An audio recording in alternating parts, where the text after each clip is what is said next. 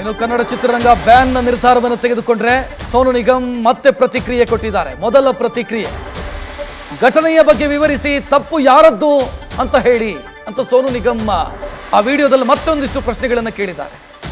ನಿರ್ಧಾರವನ್ನು ನಾನು ಕರ್ನಾಟಕದ ಜನರಿಗೆ ಬಿಟ್ಟಿದ್ದೀನಿ. ಜನರು ಕೊಡುವಂಥ ತೀರ್ಪನ್ನು ನಾನು ಒಪ್ಪಿಕೊಳ್ಳೋದಕ್ಕೆ ಸಿದ್ಧನಿದ್ದೀನಿ. ಕರ್ನಾಟಕದ ಪೊಲೀಸರು ಮತ್ತು ಕಾನೂನನ್ನು ಗೌರವಿಸ್ತೀನಿ. ತನಿಖೆಗೆ ನಾನು ಸಹಕಾರ ಕೊಡ್ತೀನಿ. ನನಗೆ ಕರ್ನಾಟಕದಲ್ಲಿ ದೈವಿಕವಾದಂಥ ಪ್ರೀತಿ ಸಿಕ್ಕಿದೆ.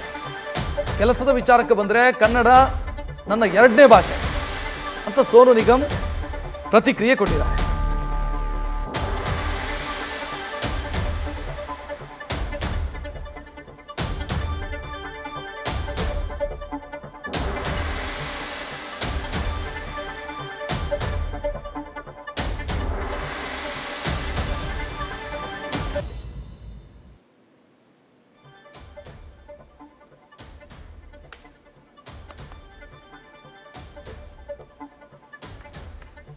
ಗಮನಿಸ್ತಾ ಇದ್ದೀರಿ, ಅವರು ಸ್ಟೇಟಸ್ ಹಾಕ್ಕೊಂಡಿದ್ದಾರೆ ಸೋಷಿಯಲ್ ಮೀಡಿಯಾ ಪ್ಲ್ಯಾಟ್ಫಾರ್ಮಲ್ಲಿ. ಅದನ್ನು ಗಮನಿಸ್ತಾ ಇದ್ದೀರಿ, ಅವರು ಬರೆದಿರೋದನ್ನು. ಮತ್ತೆ ಸಮರ್ಥನೆಗೆ ನಿಂತ ರೀತಿಯಲ್ಲಿ ಕಾಣ್ತಿದೆ ಅವರು. ಬಟ್ ಕನ್ನಡಿಗರನ್ನು ಈಗ ಹೊಗಳೋ ಕೆಲಸಕ್ಕೆ ಕೈ ಹಾಕಿದ್ದಾರೆ. ಹೆಚ್ಚಿನ ಡೀಟೇಲ್ ನೀಡೋದಕ್ಕೆ ನಮ್ಮ ಪ್ರತಿನಿಧಿ ವಿದ್ಯಶ್ರೀ ಫೋನ್ ಸಂಪರ್ಕದಲ್ಲಿ.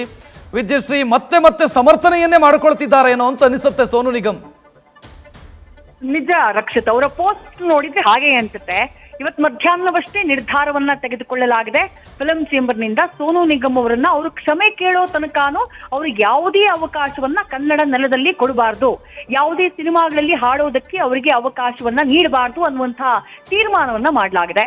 ಮತ್ತೊಂದ್ ಕಡೆ ಪೊಲೀಸ್ ಸ್ಟೇಷನ್ ನಲ್ಲಿ FIR ದಾಖಲಾಗಿದೆ. ನೋಟಿಸ್ ಕೊಡುವುದಕ್ಕೆ ಪೊಲೀಸರು ಸಿದ್ಧತೆಯನ್ನ ಮಾಡ್ಕೊಂಡಿದ್ದಾರೆ.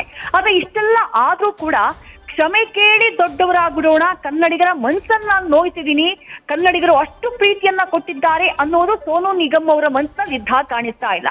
ಈಗೇನ್ ಪೋಸ್ಟ್ ಹಾಕಿದ್ದಾರೋ ಆ ಪೋಸ್ಟ್ ನಲ್ಲಿ ಮತ್ತೆ ಅವರು ಮೊನ್ನೆ ನಡೆದಂತಹ ಘಟನೆಯನ್ನ ಮತ್ತೆ ವಿವರಿಸಿದ್ದಾರೆ. ಏನಾಯ್ತು ಅನ್ನೋದನ್ನ ಹೇಳಿದ್ದಾರೆ. ನನಗೆ 51 ವರ್ಷ ವಯಸ್ಸಾಗಿದೆ. ನಾನು ನನ್ನ ಮಗನ ವಯಸ್ಸಿನಷ್ಟು ದೊಡ್ಡವನಿಂದ ಅವಮಾನವನ್ನ ತೆಗೆದುಕೊಳ್ಳುವಂತ ಸ್ಥಿತಿಯಲ್ಲಿ ನಾನಿಲ್ಲ. ನನ್ನ ಜೀವನದ ದ್ವಿತೀಯಾರ್ಧದಲ್ಲಿ ನಾನಿದ್ದೀನಿ. ಆತ ನಾನು ಕಾನ್ಸರ್ಟ್ ಅನ್ನ ಆರಂಭ ಮಾಡಿದಾಗ ಏಕಾಏಕಿ ಥ್ರೆಟನ್ ಮಾಡೋದಕ್ಕೆ ಶುರು ಮಾಡ್ದ. ಬೆದರಿಕೆ ಹಾಕೋ ರೀತಿ ಕನ್ನಡವನ್ನ ಹಾಡಿ ಹಾಡಿ ಅಂತ ಹೇಳಿ ಪೋಸ್ಟ್ ಮಾಡ್ದ. ನಾನು ಯಾವತ್ತೇ ಕರ್ನಾಟಕದಲ್ಲಿ ಯಾವುದೇ ಕಾರ್ಯಕ್ರಮವನ್ನ ಮಾಡಿದ್ರು 1 ಗಂಟೆಗಳಷ್ಟು ಹಾಡೋದಕ್ಕೆ, ಕನ್ನಡ ಹಾಡುಗಳನ್ನ ಹಾಡೋದಕ್ಕೆ ಸಿದ್ಧ ಮಾಡ್ಕೊಂಡು ಬಂದಿರ್ತೀನಿ. ಕನ್ನಡ ನನ್ನ ಎರಡನೇ ಭಾಷೆ ಇದ್ದ ಹಾಗೆ ಕೆಲಸದ ವಿಚಾರಕ್ಕೆ ಬಂದ್ರೆ, ಆದ್ರೆ ಅವ್ನು ಹಾಗೆ ಮಾಡಿದ್ದು ನನ್ನನ್ನ ಥ್ರೆಟನ್ ಮಾಡಿದ ರೀತಿ ಇತ್ತು. ಆ ಹ್ಯೂಮಿಲಿಯೇಷನ್ ನ, ಆ ಅವಮಾನವನ್ನ ತೆಗೆದುಕೊಳ್ಳೋದಕ್ಕೆ ನಾನು ಸಿದ್ಧ ಇರಲಿಲ್ಲ. ನೀವೇ ಹೇಳಿ ತಪ್ಪು ಯಾರದ್ದು ಅಂತ ಹೇಳಿ ಕರ್ನಾಟಕದ ಪ್ರಜ್ಞಾವಂತ ಜನ ಡಿಸೈಡ್ ಮಾಡ್ಲಿ ಅಂತ ಬರ್ಕೊಂಡಿದ್ದಾರೆ ಸೋನು ನಿಗಮ್. ಎಲ್ಲೂ ಕೂಡ ಅವರು ಕ್ಷಮೆ ಕೇಳುವ ರೀತಿಯಲ್ಲಿ ಮಾತನಾಡ್ಲಿಲ್ಲ. ಮೊನ್ನೆ ಸ್ಪಷ್ಟನೆ ಕೊಟ್ಟಾಗ್ಲೂ ಕರ್ನಾಟಕವನ್ನ ಹೊಗಳಿದ್ರು, ಕನ್ನಡಿಗರನ್ನ ಹೊಗಳಿದ್ರು. ಇವತ್ತು ಅದೇ ಕೆಲಸವನ್ನ ಮಾಡಿದ್ದಾರೆ. ಕನ್ನಡ ಭಾಷೆಯ ಮೇಲೆ ನನಗೆ ಪ್ರೀತಿ ಇದೆ ಅಂತ ಹೇಳಿದ್ದಾರೆ. ಕನ್ನಡಕ್ಕಾಗಿ ನಾನು ಸಾಕಷ್ಟು ಹಾಡುಗಳನ್ನ ಹಾಡಿದ್ದೀನಿ, ನನಗೆ ಅವಕಾಶ ಸಿಕ್ಕಿದೆ ಅಂತ ಹೇಳಿದ್ದಾರೆ. ಆದ್ರೆ ತೀರ್ಮಾನವನ್ನ ಕರ್ನಾಟಕದ ಜನರಿಗೆ ಬಿಟ್ಟಿದ್ದಾರೆ. ಕರ್ನಾಟಕದ ಜನರ ತೀರ್ಮಾನ ಏನು? ಕರ್ನಾಟಕದ ಫಿಲಂ ಚೇಂಬರ್ ಆಲ್ರೆಡಿ ತೀರ್ಮಾನವನ್ನ ತೆಗೆದುಕೊಂಡಿದೆ. ಸೋನು ನಿಗಮ್ ಅವರನ್ನ ಬ್ಯಾನ್ ಮಾಡಬೇಕು ಅನ್ನುವಂತ ನಿರ್ಧಾರವನ್ನ ಮಾಡಿದೆ. ಕ್ಷಮೆ ಕೇಳೋವರೆಗೂ ಯಾವುದೇ ಕಾರಣಕ್ಕೂ ಅವಕಾಶ ಇಲ್ಲ ಅಂತ ಹೇಳಿದೆ. ಈ ಘಟನೆ, ಈ ವಿವಾದ ಏನ್ ಇಷ್ಟು ದೊಡ್ಡದಾಗ್ತಿದೆ, ಕನ್ನಡಿಗರ ಬಗ್ಗೆ ಅವರು ಆಡಿದಂತಹ ಮಾತು ಅದು ಪಬ್ಲಿಕ್ ಪ್ಲಾಟ್ಫಾರ್ಮ್ ನಲ್ಲಿದೆ ರಕ್ಷತ್. ಅವರು ಯಾವುದೇ ಸನ್ನಿವೇಶದಲ್ಲಿ ಹೇಳಿರಬಹುದು. ಆದ್ರೆ ಕರ್ನಾಟಕವನ್ನ, ಕನ್ನಡಿಗರನ್ನ ಜನರಲೈಸ್ ಮಾಡಿ ಮಾತನಾಡಿದ ಹಾಗೆ ಆ ವಿಡಿಯೋಗಳಿದ್ದಾವೆ. ಹಾಗಾಗಿ ಕ್ಷಮೆ ಕೇಳೋದ್ರಲ್ಲಿ ದೊಡ್ಡ ವಿಚಾರ ಏನೂ ಇರ್ಲಿಲ್ಲ. ಅಂಥ ದೊಡ್ಡ ಗಾಯಕ ಕ್ಷಮೆ ಕೇಳಿದ್ರೆ ಚಿಕ್ಕವರಾಗ್ತಿರ್ಲಿಲ್ಲ.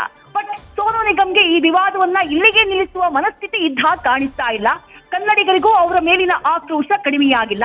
ಈಗ ಮತ್ತೆ ಸ್ಪಷ್ಟನೆಯನ್ನ ಕೊಟ್ಟರೂ ಕೂಡ ಆ ಸ್ಪಷ್ಟನೆಯಲ್ಲಿ ಕ್ಷಮೆಯ ಬಗ್ಗೆ ಒಂದು ಸಣ್ಣ ಮಾತನ್ನೂ ಕೂಡ ಸೋನು ನಿಗಮ್ ಅವರು ಹೇಳಿಲ್ಲ. ರಕ್ಷತ್, ಥ್ಯಾಂಕ್ ಯು ವಿದ್ಯಶ್ರೀ ಮಾಹಿತಿಗೆ.